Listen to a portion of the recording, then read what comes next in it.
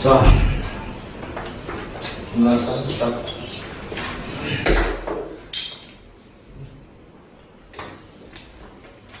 자, 먼저 오늘은 이제 과학 네 번째 질문부터 시작을 하면 되고, 과학 네 번째 질문부터 시작해서 오늘 과학 아홉 번째 질문까지 쭉 살펴볼 테니까 잘 보시고 같이 잘해주시면 될 것 같습니다. 자, 먼저 과학 네 번째 질문 제목부터 한번 적어보자. 제목은 폐포의 안정 상태가 유지되는 원리. 폐포의 안정 상태가 유지되는 원리. 폐포의 안정 상태가 유지되는 원리. 적으면 됩니다. 자, 폐포라고 하는 건 우리가 피 속에 있는 장기의 요소가 되겠습니다. 자, 그럼 그것이 안정 상태를 유지하기 위해서는 어떤 원리에 의해서 진행이 되는지 이런 것들을 이야기하는 질문이에요. 자, 과학 질문 중에서도 이제 생물 질문이 될 텐데, 우리 신체와 관련된 생물 질문들은 전부 다 유기적 조직체이기 때문에 이 원인 결과에 따른 전개 과정이 굉장히 중요합니다. 어떤 요소에 의해서 어떤 현상이 발생하고, 또 어떤 현상이 발생하면 또 어떤 현상이 발생하고, 이렇게 꼬리물비 형식으로 원인 결과를 잘 따져주고 정리하는 것이 매우 중요하다. 자, 첫 번째 문단부터 한번 다시 읽어볼게요. 인간의 장기 가운데 폐는 탄성력이 있어 부피가 늘어났다가 바로 복원되는 특성을 가지고 있다. 자, 폐는 탄성력이 있어 부피가 늘어났다가 바로 복원되는 특성을 가지고 있답니다. 그래서 부피가 늘어났다가 복원되는 이런 특성을 뭐라고? 탄성력이라고 얘기할 수 있다는 거죠. 그러니까 그대로 우리가 이해를 해보면은 폐라고 하는 애는 이게 쭉 늘어났다가 그 다음에 바로 다시 또 복원되는 이런 어떤 늘어났다 복원되는 어떤 탄성 자체가 굉장히 좋은 장기다. 이런 얘기입니다. 자, 이처럼 폐가 쉽게 늘어날 수 있는 정도를 신정성이라고 하는데, 자, 그럼 신정성이라고 하는 개념이 나왔는데, 정리를 하면, 신정성은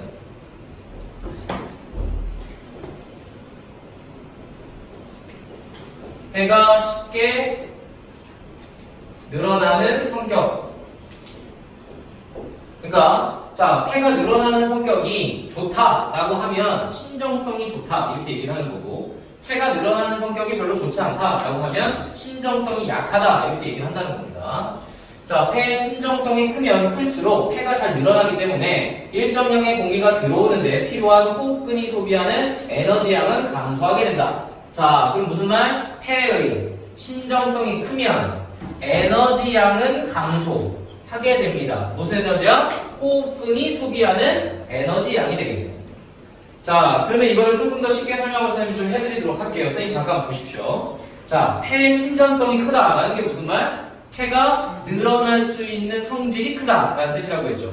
그러면 폐가 쉽게 늘어날 수 있는 성질이 크다라는 것은 이 폐를 늘리는 데 들어가는 호흡 근육의 에너지 소비량은 크지 않다는 뜻과 같은 겁니다. 여러분들 예를 들어서 풍선 있죠. 그 다음에 축구공이 있다고 해봅시다. 풍선에다 바람을 넣는 거하고 축구공에다 바람을 넣는 거하고 똑같은 크기와 부피를 가지고 있는 풍선과 축구공을 놓고 생각했을 때 어떤 게 에너지가 더 많이 들겠어요? 축구공의 에너지가 더 많이 들겠죠. 근데 풍선은 뭐가 크다라고 얘기하는 거죠? 신정성이 크다라고 얘기할 수 있는 거고, 축구공은 상대적으로 신정성이 낮다라고 얘기하는 거죠. 그러니까 호흡근의 에너지 양은 어디가 더 많이 들어가게 되는 거? 축구공이 더 많이 들어가는 거. 이렇게 이해하시면 됩니다. 자, 계속 이어갈게요. 폐의 신정성은 폐에서의 표면 장력과도 관련이 있다. 표면 장력은 액체의 표면이 스스로 수축하여 가능한 한 작은 면적을 취하려는 힘으로, 자, 표면 장력에 대한 개념이 설명이 되네요. 자, 일단 예를 들어서 선생님이 그냥 쉽게 설명할게요, 여러분들. 이렇게 우리가 폐에 형상이 있다고 하면 이 안쪽에, 폐 안쪽에 여기에 뭐가 발생하냐면 액체가 있다는 거예요, 액체. 근데 여러분들 우리 이런 실험 한번 해본 적이 있을 것 같은데, 물방울을 이런 표면 있잖아요. 이런 데다가 땅 떨어뜨려요, 한 방울을 떨어뜨린 상태에서 그 다음에 옆에다가 살짝 떨어진 상태에 있는 곳에다가 물방울 한 장 딱 떨어뜨려요. 그러면 두 개의 물방울이 처음에 떨어져 있다가요, 조금 시간이 지나면 얘네들이 살짝만 닿아도 어떻게 될까요? 하나로 합쳐져 버리죠. 이런 걸 장력이라고 생각하시면 아주 쉬운 거예요. 장력이라고 하는 건 어떤가요? 서로 끌어당겨서 하나가 되거나 하는 힘을 장력이다라고 얘기한다는 거죠. 그러면 이 지금 폐 안에 있는 액체가 있을 때 이 액체들이 어떻게 하는 걸까요? 서로 끌어당기는 힘이 있다는 거예요. 그럼 얘네들이 끌어당기게 되면 이 안에 있는 얘네들이 끌어당기게 되면 이 표면 자체가 부피가 어떻게 될까? 줄어들겠지. 그래서 이게 수축을 하게 만든다는 거예요. 자, 그러면 여기서 이제 정리가 됩니다. 신정성과 뭐가 반대라는 걸까요? 그렇죠. 표면 장력이 서로 어떻다? 반대의 관계성을 갖고 있다. 반비례 관계다. 반비례. 반비례의 관계를 갖고 있다. 이런 말. 자, 이게 되게 중요한 요소입니다. 그러니까 지금 나오는 개념들을 갖다 정리를 해가면서 각각의 어떤 관계성을 갖고 있는지를 정리를 해야 되는 거죠. 자, 그 다음에 액체의 표면에 스스로 수축을 가능한 작은 면적을 취하려는 힘으로 액체의 표면을 이루는 분자층에 의하여 생긴다. 액체의 표면을 이루는 분자층에 의해서 뭐가 생긴다고요? 표면 장력이라고 하는 게 생겨난다는 겁니다. 폐콘의 표면은 얇은 액체층으로 쌓여 있으며 이 액체층은 표면 장력을 가진다. 우리가 숨을 들여 마셔 폐가 팽창할 때에는 표면 장력을 가진 액체층도 팽창된다. 당연하다. 우리가 숨을 들이마시면 폐가 팽창이 됩니다. 폐가 팽창이 될 때는 당연히 이 액체층도 팽창이 되겠죠. 표면 장력은 액체 성분에 따라 다르고 표면 장력이 클수록 액체가 퍼져나가게 하기 위해서는 더 많은 에너지가 필요하다. 이 말 이해되나요? 표면 장력이 크다는 얘기는 뭐예요? 이 폐를 갖다가 수축시키려는 힘이 크다는 거죠. 수축시키려는 힘이 크면 이거를 팽창시키기 위해서는 더 많은 뭐가 필요할까? 에너지가 들어갈 수밖에 없다는 뜻이에요. 표면 장력은 액체 성분에 따라 다르고 표면 장력이 클수록 액체가 퍼져나가게 하기 위해서 더 많은 에너지가 필요하다. 만약 액체층의 표면 장력이 커진다면 동일한 크기의 에너지로 팽창시킬 수 있는 정도가 작아지기 때문에 폐의 신정성은 감소하게 된다. 그래서 무슨 말? 폐의 신정성과 장력은 표면 장력은 서로 무슨 관계? 서로 반비례하는 관계다. 얘가 크면 얘가 작아지고 얘가 크면 얘가 작아지는 거다. 이런 뜻이 되겠습니다. 자, 다음.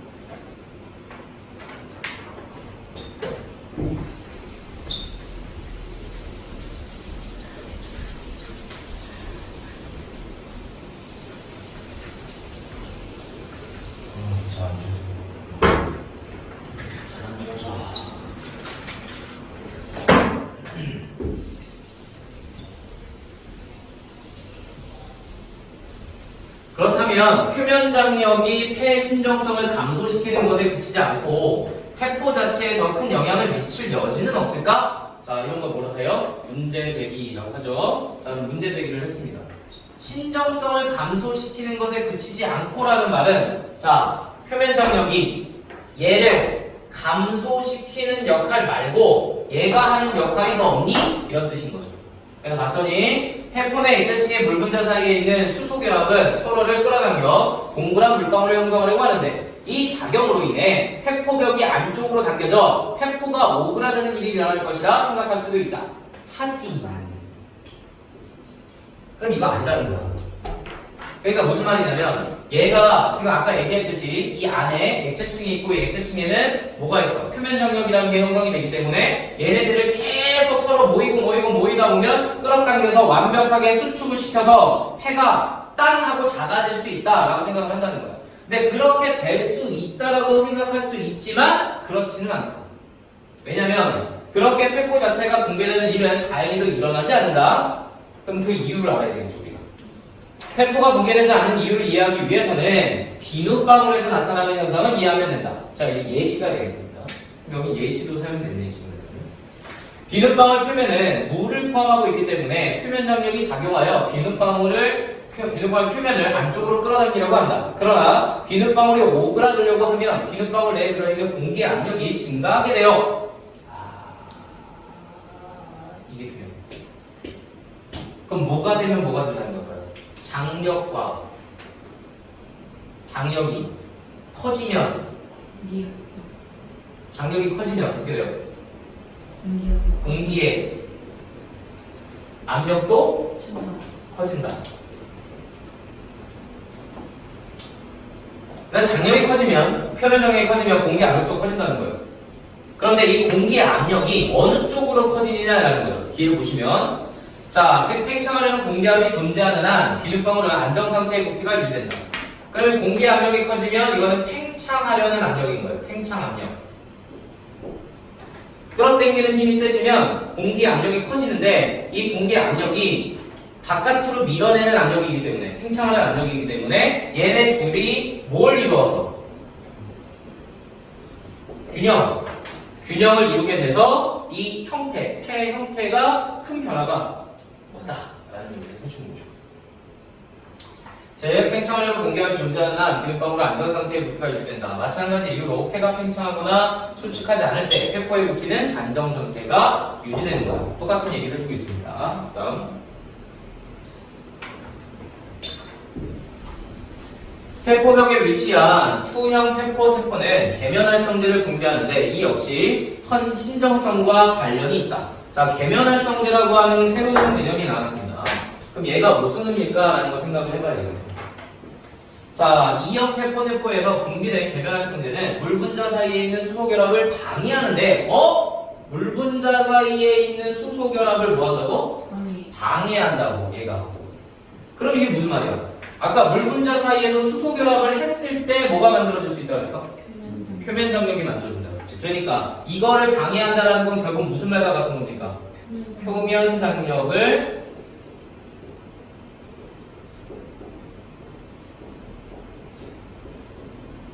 방해하는 역할을 한다는 뜻이네요. 그러면 이 말은 계면활성제와 그 다음에 표면 장력은 어떤 관계를 갖고 있다? 서로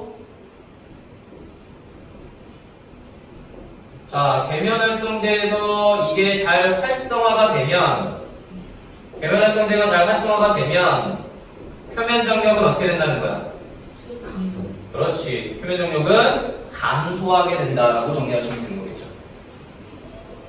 자, 이 계면활성제 덕분에 표면 장력에 의해 감소했던 신정성이 증가하고 호흡에 필요한 호흡근이 소비하는 에너지 양은 감소하게 된다. 자, 그러면 표면 장력이 감소하면 당연히 뭐 커지게 돼 있어? 신정성은 커지게 돼 있죠. 그러니까 신정성이 커지게 되면 이 신정성이 크기 때문에 팽창하거나 늘어나는 힘이 크기 때문에 여기에 들어가는 호흡근의 에너지량은 감소하죠. 그렇죠. 에너지량은 감소할 수밖에 없어요. 자, 이런 일련의 과정이 벌어지게 되는 거죠. 이렇게.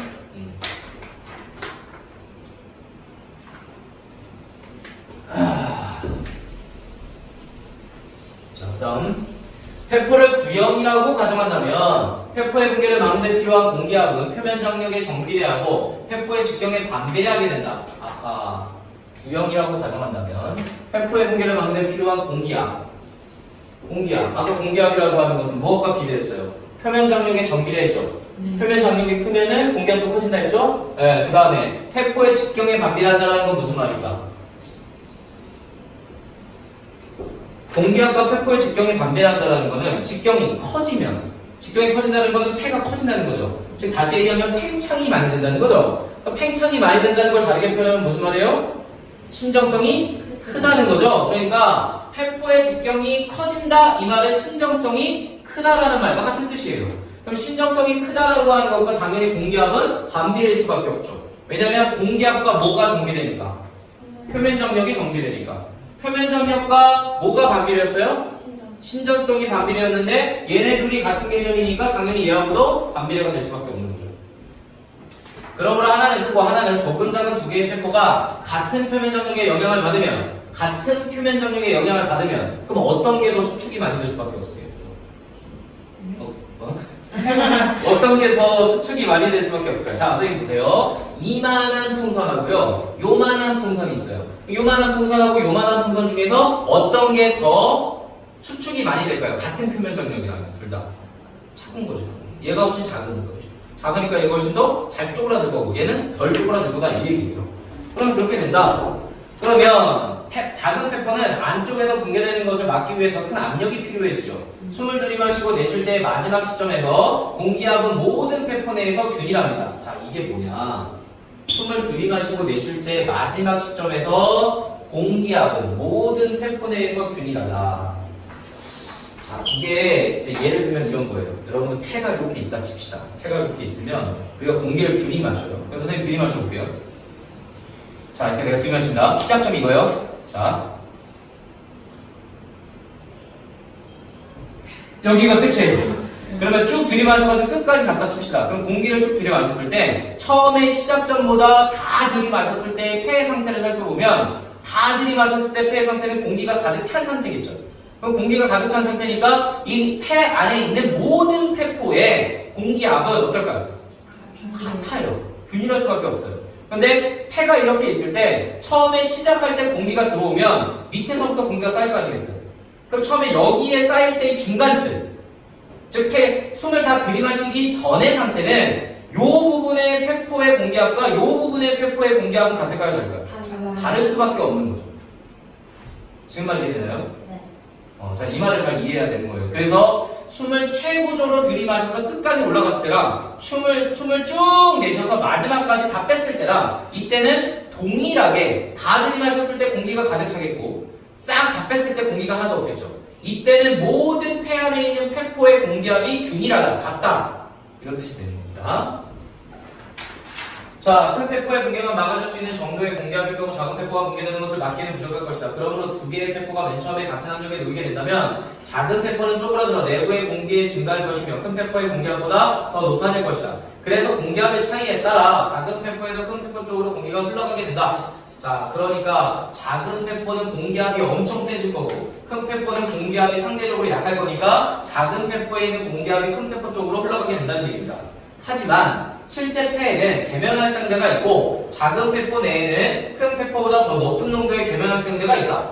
그러니까 더 높은 농도의 계면활성제가 있다는 얘기는 표면 장력을 약화시킬 수 있는 역할을 할 수 있다는 거죠. 어디보다? 큰 거보다. 작은 게 계면활성제가 더 많기 때문에 농도가 그럼 얘가 더 높으니까 당연히 표면 장력을 더 약화시킬 수 있으니 비슷해질 수 있게 해줄 수 있다는 거죠. 이 결과 작은 폐포의 표면 장력은 큰 폐포의 표면 장력보다 작아서 작은 폐포의 붕괴를 막기 위해 필요한 공기압을 감소시킨다. 그리하여 작은 폐포와 큰 폐포는 모두 안정상태의 부피가 유지되는 것이다. 자, 그래서 둘 다 계면활성제를 이용해서 안정상태에 놓이게 된다는 뜻입니다. 자, 여기까지 지문을 살펴봤습니다. 선생님 잠깐 보시고 한 번 더 정리하고 마무리하세요. 자, 이 폐포와 관련된 지문은 지금 여기에 여러 가지 개념들이 나왔어요.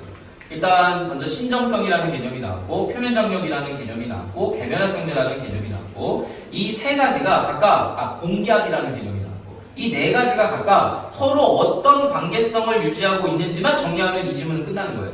그러니까 이 지문에서 가장 중요한 거는 이 폐 안에서의 폐포가 어떻게 형성되는지에 대한 원리를 이야기해주고 있는데 그 원리를 이야기하기 위해서 네 가지의 개념이 나왔고 얘네들의 관계성을 설명했다.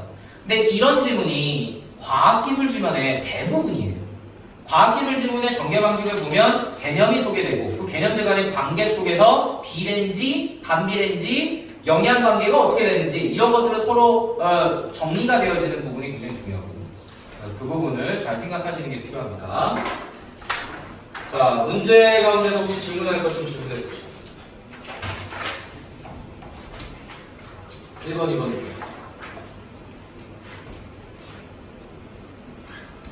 1번 같은 경우에는 2번이 정답인 이유가 폐포를 구형이라고 가정한다면 폐포의 붕괴를 막는 데 필요한 공기압은 표면장력과 폐포의 직경에 반비례한다고 했는데 표면장력과는 정비례였죠? 반비례가 아니라 지문에 나와 있는 대로 해석하시면 되겠습니다. 자, 2번은 A를 바탕으로 기억의 이유를 말해라. 폐포 내 공기압의 폐포를 붕괴시킬 수 있는 힘과 균형을 이루기 때문에 다시 말하면 기억의 이유라는 건 기억이라고 하는 건 뭐였어요, 여러분들? 보면은 그렇게 폐포 자체가 붕괴되는 일은 다행히도 일어나지 않는다. 그 이유는 폐포 내 공기압이 폐포를 붕괴시킬 수 있는 힘과 균형을 이룬다. 다시 말하면 표면 장력에 의해서 사실은 붕괴될 것 같지만 이 표면 장력이 수축이 되더라도 그것을 균형 잡게 수축이 되더라도 팽창시키는 공기압이 있기 때문에 균형이 이루고 유지할 수 있게 된다. 이런 말이죠. 자, 일단 5번 이제 다섯 번째 질문으로 가보겠습니다.